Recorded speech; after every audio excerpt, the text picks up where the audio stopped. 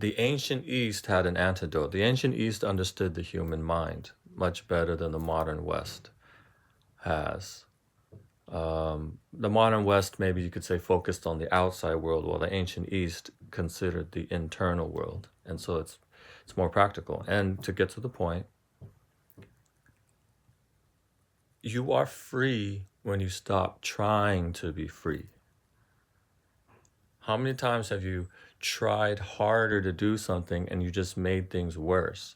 You suffered more, you performed more poorly, people were annoyed with you. And we think that we can just power through with more effort, but you need to have the healthy environment of being relaxed and not so self-absorbed. When you're so self-absorbed, whether you're the hero or the victim, it's just not the place to be. It just doesn't work well. You have to be in a bit of a flow, for multiple reasons. But okay, let me just make it real practical here.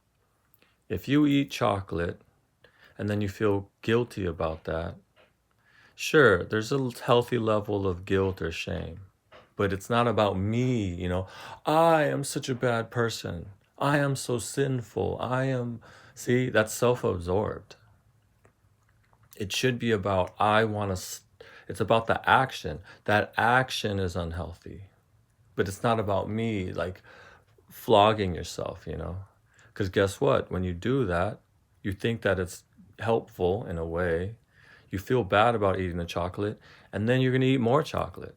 In the long run, that does not help you in your goals.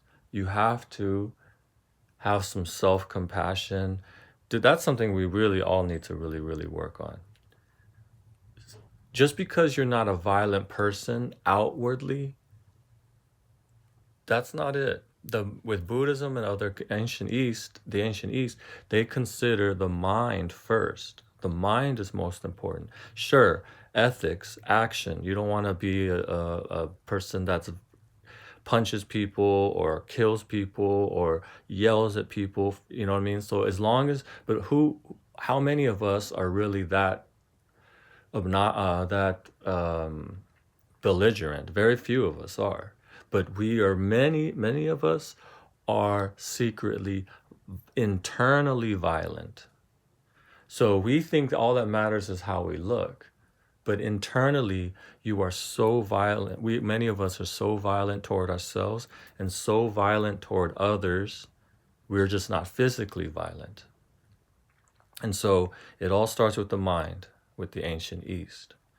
And so being softer to yourself with your mind and heart, being softer with others outside of you. But see, the news and business likes when you are mentally violent toward others. That creates business. And another thing is just letting go, and like, once you're softer with yourself and softer with the others, you can be softer with everything. Like with me, I don't need to make this much money to be worthy.